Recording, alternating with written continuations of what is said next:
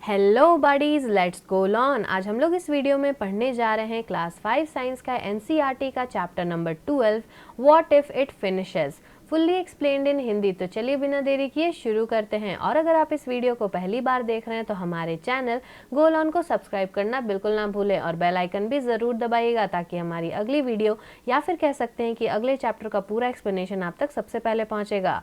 So let's start. Chapter number 12 what if it finishes, क्या हो अगर वो खत्म हो जाए। अब बस जर्नी, इस चैप्टर में हम लोग एक स्टोरी पढ़ेंगे एक बस जर्नी के बारे में जो कि एक बच्चा बता रहा है। तो चलिए देखते हैं ये क्या बता रहा है।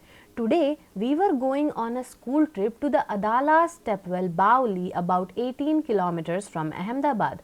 तो ये बच्चा कहता है कि आज हम लोग स्कूल ट्रिप पर अदाला स्टेपवेल जा रहे हैं, जिसे हिंदी में बाउली भी कहा जाता है। ये जो अदाला स्टेपवेल है ये अहमदाबाद से 18 किलोमीटर दूर पड़ता है। We began counting the vehicles on the road. Some of us counted the bicycles, others counted the buses, cars and motorcycle.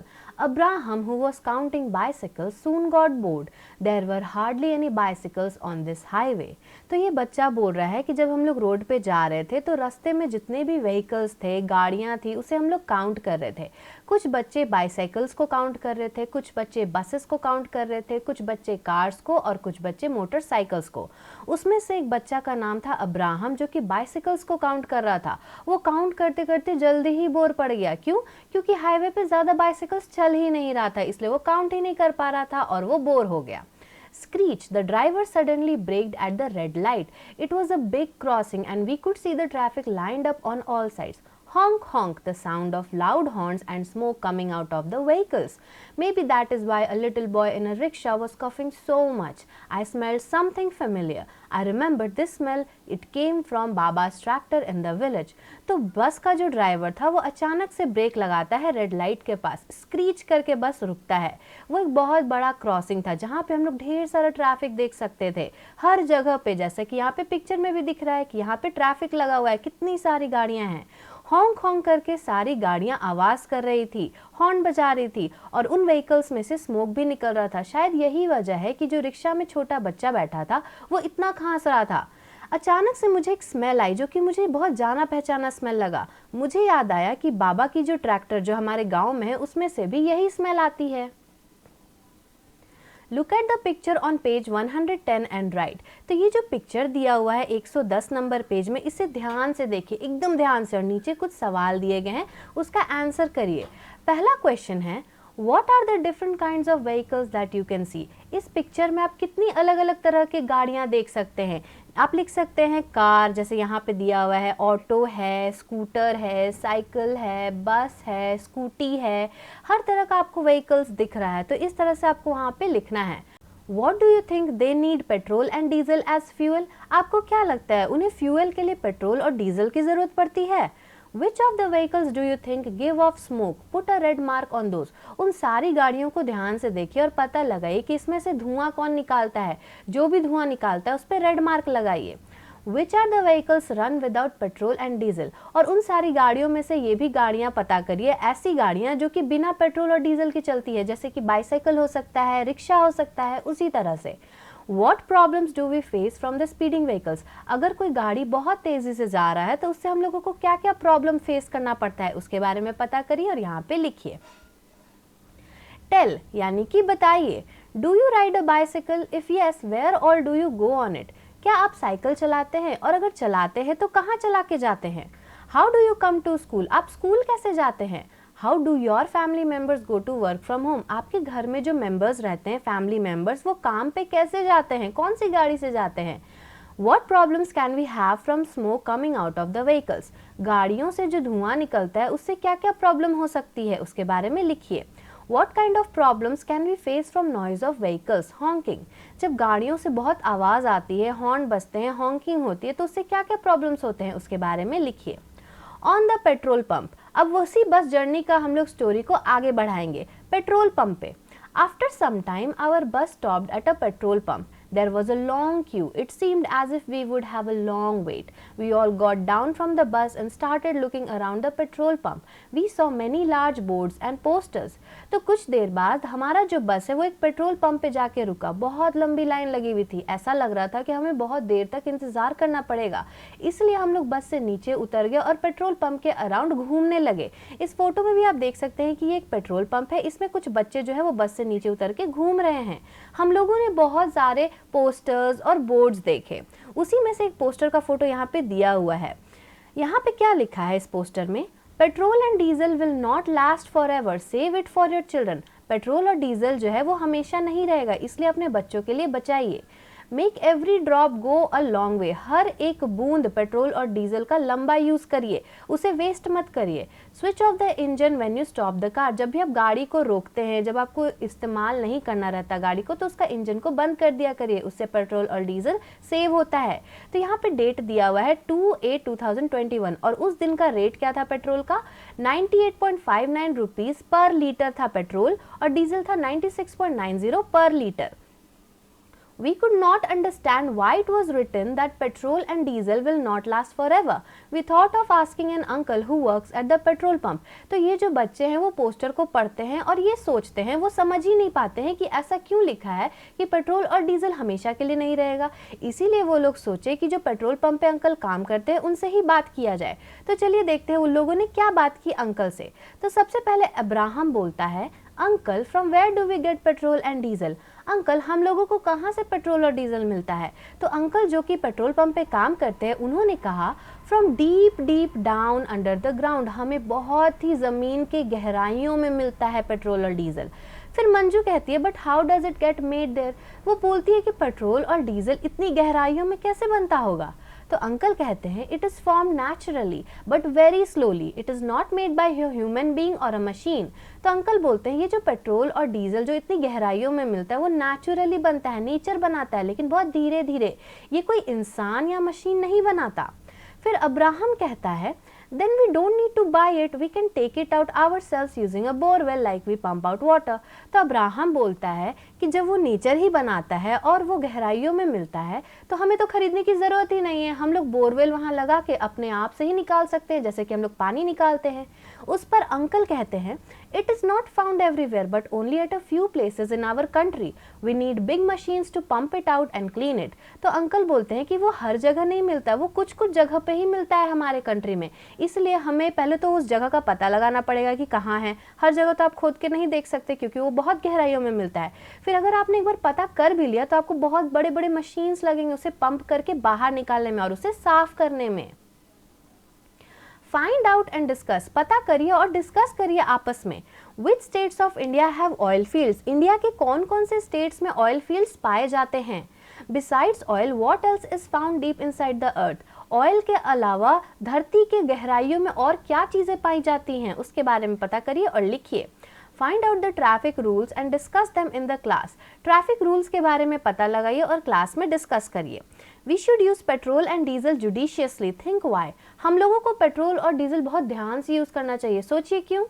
They discuss further, वो अभी भी अंकल से बात कर रहे, तो चलिए देखते हैं वो लोग आगे क्या बात कर रहे हैं। दिव्या कहती है, is petrol going to finish, the poster said that petrol is not going to last for ever. तो दिव्या बोलती है कि क्या पेट्रोल खत्म होने वाला है, क्योंकि इस पोस्टर ने तो कहा है कि पेट्रोल जो है वो हमेशा के लिए नहीं रहेगा। फिर अंकल बोलते हैं, it does not get made as fast as we take it out, it takes lakhs of years for it to be formed under the अर्थ।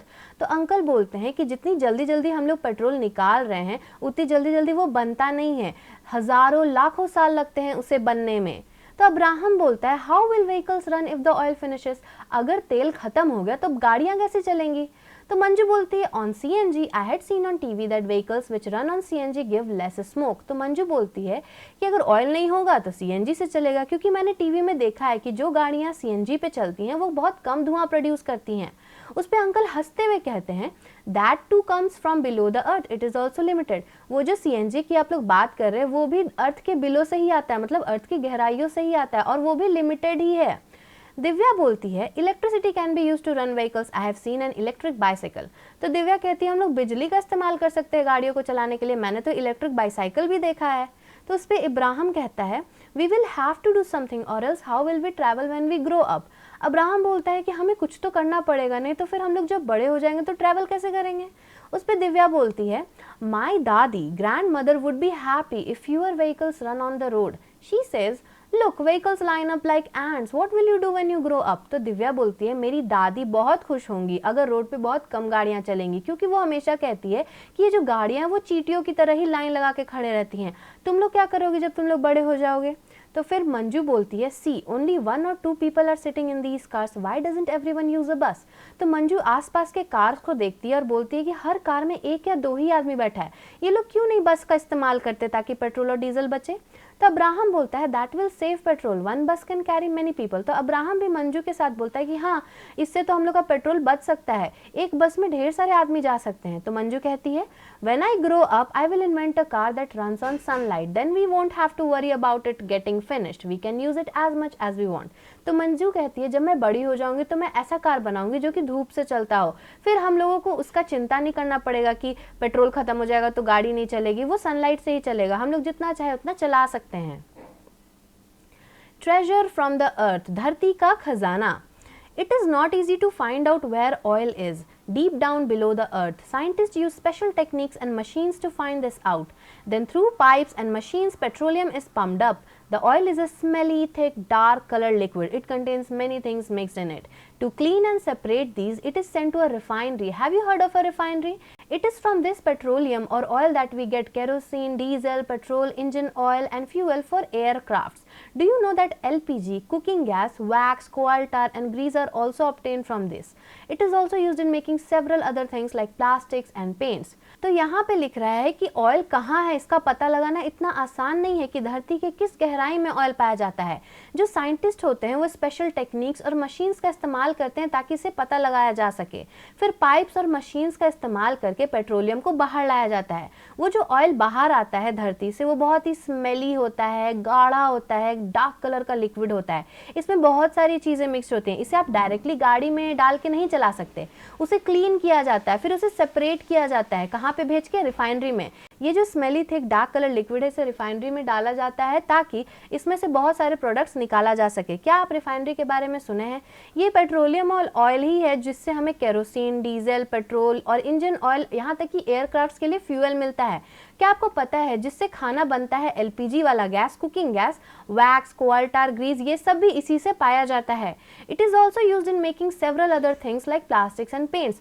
उससे ना प्लास्टिक्स और पेंट्स भी बनते हैं। यानी कि समझ लीजिए कि ये जो ऑयल जो निकलता है धरती से उससे कितने सारी चीजें बनती है। आप यहाँ पे लिस्ट बनाइए और लिखिए क्या क्या लिख सकते हैं। Kerosene, diesel, petrol, engine oil, fuel, LPG, wax, coal tar, grease, ये सारी चीजों के बारे में यहाँ पे लिखिए। I started thinking about saving oil. I remembered that sometimes Baba keeps the engine of the tractor on while doing something else. At times the pump in the field is also left on. How much oil would be going waste? I thought I will surely talk to Baba when I get home. तो यहाँ पे वो लड़की भी oil को बचाने के बारे में सोचती है। वो याद करती है कि उसके बाबा जब काम करते हैं तो ट्रैक्टर चलाते हैं, लेकिन अगर कोई और काम करते हैं तो उस वक्त ट्रैक्टर को ऑन ही छोड़ देते हैं, उसका इंजन ऑन ही छोड़ देते हैं। इससे भी तो बर्बादी होती ही होगी। कभी कभी फील्ड में जो पंप प्रेजेंट होता है वो भी ऑन ही छूट जाता है, कितना सारा ऑयल वेस्ट हो जाता है। इसीलिए वो सोचती है कि वो अपने बाबा से ज़रूर बात करेगी जब वो एक बार घर जाएगी। राइट, लिखिए, what all can vehicles run on, किन किन चीज़ों पे गाड़ियाँ चल सकती हैं उसके बारे में पता करिए और लिखिए। What kinds of problems will we face if the number of vehicles keep on increasing? For example, more traffic on the road. Talk to your elders and write about it. क्या क्या प्रॉब्लम्स का हमें सामना करना पड़ेगा अगर roads पे vehicles यानी गाड़ियाँ बढ़ते ही जाएंगी। फॉर एग्जाम्पल, अगर ज़्यादा गाड़ियाँ होंगी तो ज़्यादा ट्रैफिक होगा। इसके बारे में अपने बड़ों से बात करिए और लिखिए। Manju said, why doesn't everyone use a bus? What do you think? Why don't people travel by buses?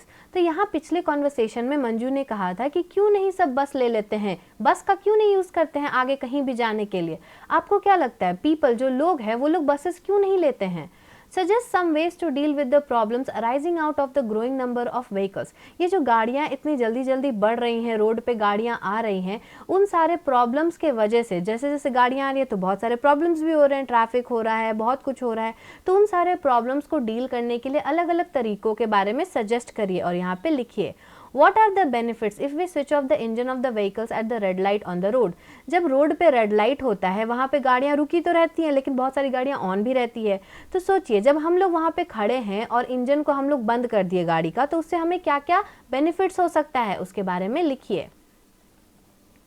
Find out and right, पता करिए और लिखिए। How much oil scooter car tractor, how much petrol diesel can be filled at a time. एक scooter में एक बार में कितना petrol या डीजल जा सकता है उसके बारे में पता करिए और लिखिए।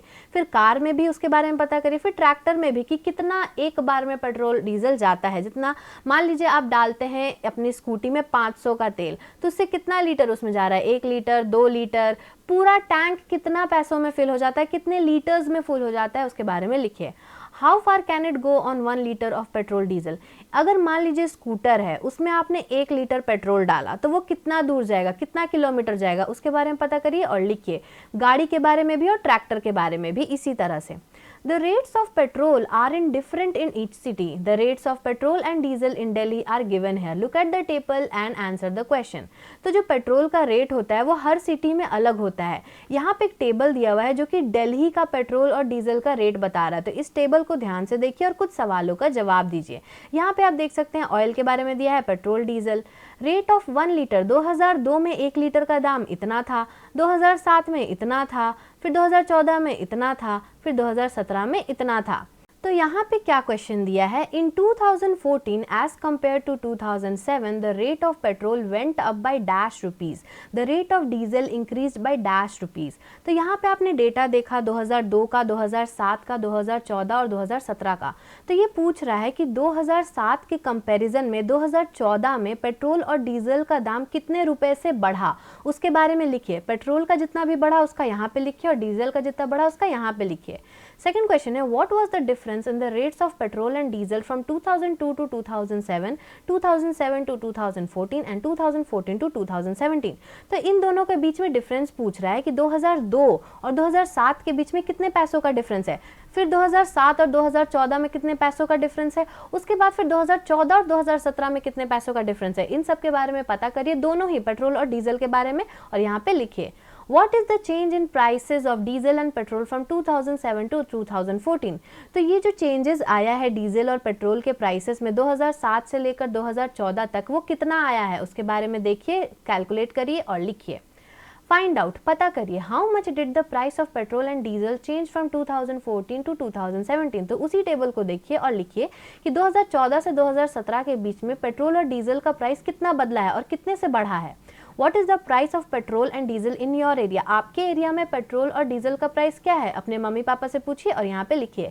Why are the prices of petrol and diesel going up? ये जो पेट्रोल और डीजल का दाम, जैसा आप टेबल में भी देख सकते हैं, उसका दाम बढ़ते ही जा रहा है, ऐसा क्यों हो रहा है, पता करिए और लिखिए। In 1 month, how much petrol and diesel is used in your home? What is it used for? एक महीने में आपके घर में कितना पेट्रोल और डीजल यूज होता है और किस चीज़ के लिए यूज होता है उसके बारे में पता करिए और लिखिए। One poster is given here, यहाँ पे एक पोस्टर दिया हुआ है, इसे देखिए और समझने की कोशिश करिए। यहाँ पे क्या लिख रहा है, वेयर एम आई यूज, हम लोग कहाँ यूज होते हैं।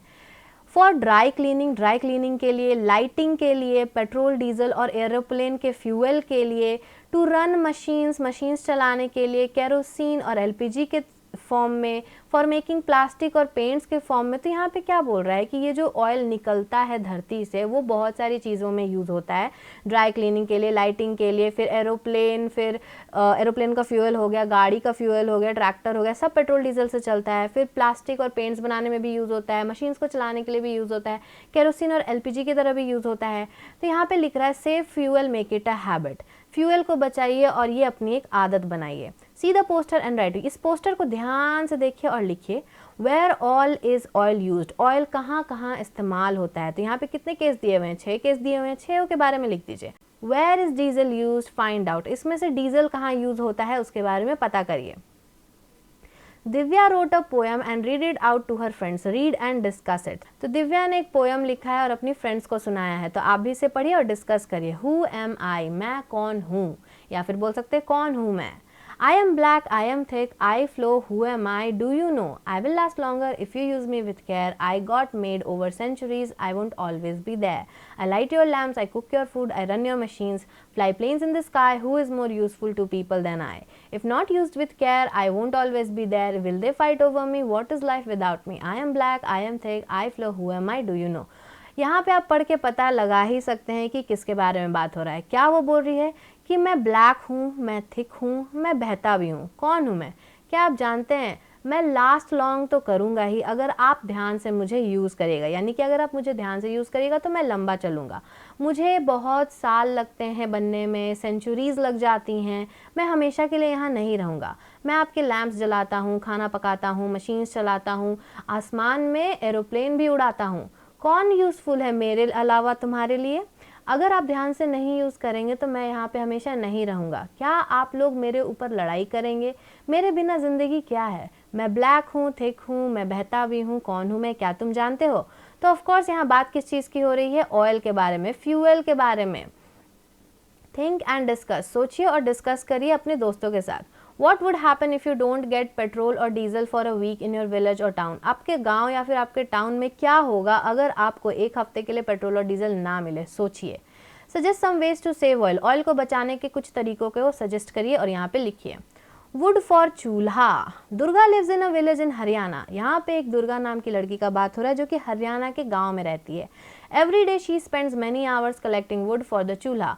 वो हर दिन घंटों बिताती है लकड़ियाँ चुनने में, लकड़ियाँ को कलेक्ट करने में, ताकि वो अपना चूल्हा जला सके, स्टोव को जला सके।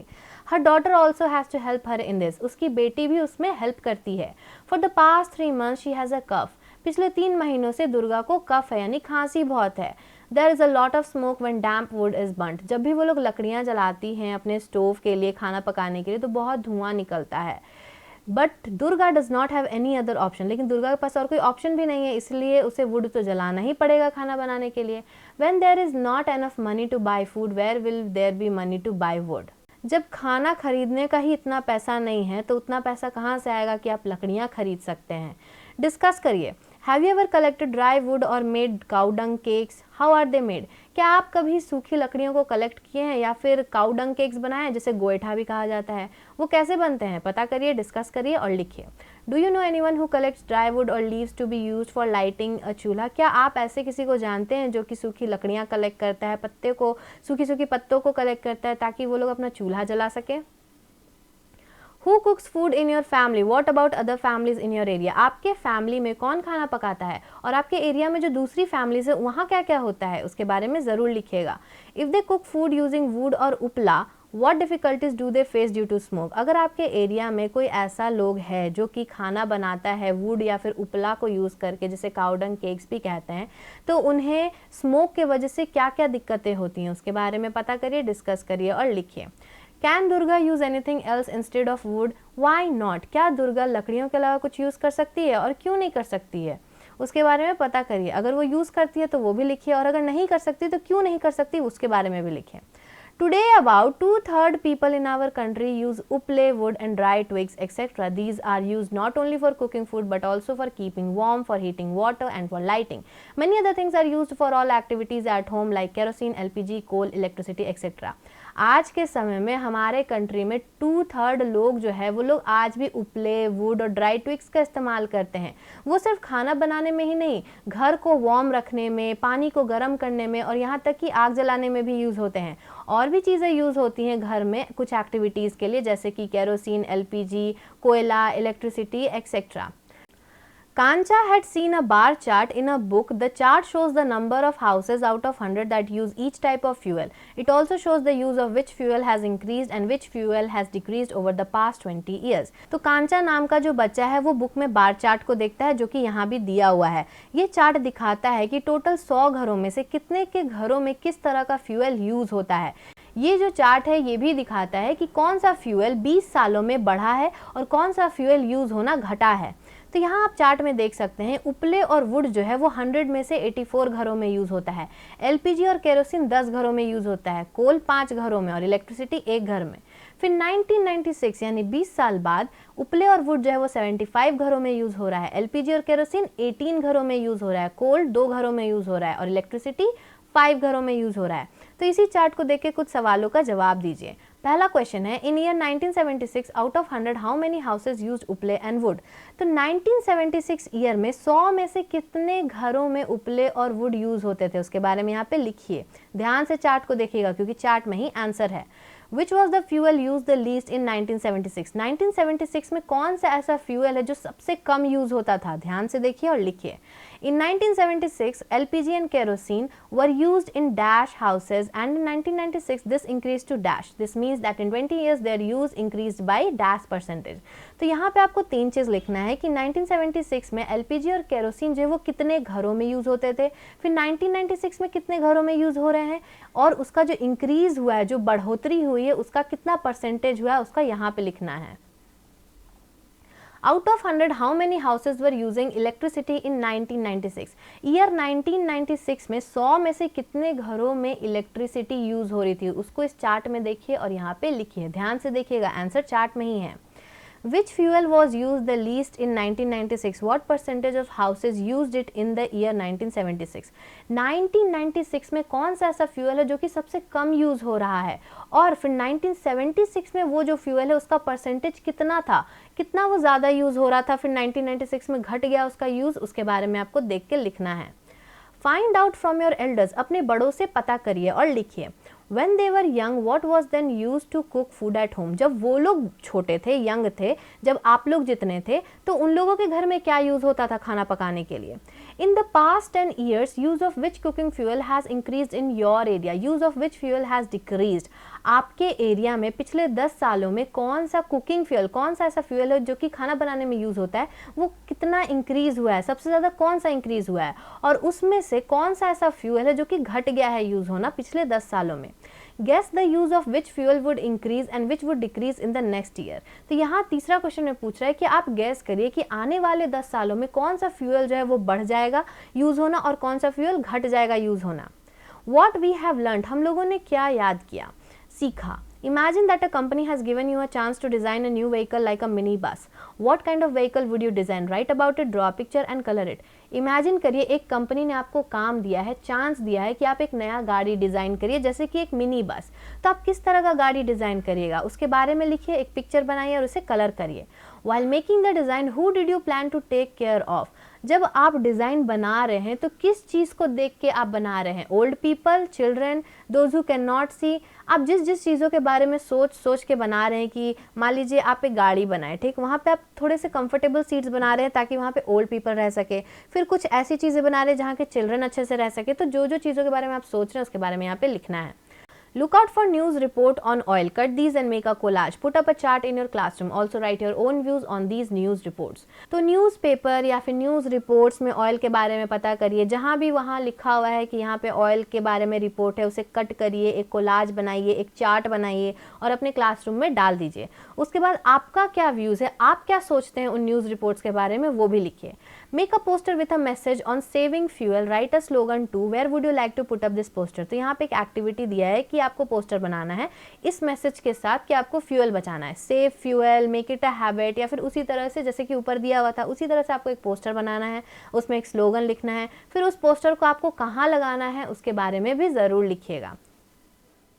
तो ये था पूरा एक्सप्लेनेशन इस chapter number 12 what if it finishes. So thanks for watching. अगर आपको ये वीडियो अच्छा लगा हो तो इस वीडियो को लाइक करिएगा, हमारे चैनल गोल ऑन को सब्सक्राइब करिएगा और बेल आइकन भी ज़रूर दबाइएगा ताकि हमारी अगली वीडियो या फिर कह सकते हैं कि अगले चैप्टर का पूरा एक्सप्लेनेशन आप तक सबसे पहले पहुँचेगा, और अपने दोस्तों के साथ भी ज़रूर शेयर करिएगा। So thank you, subscribe please.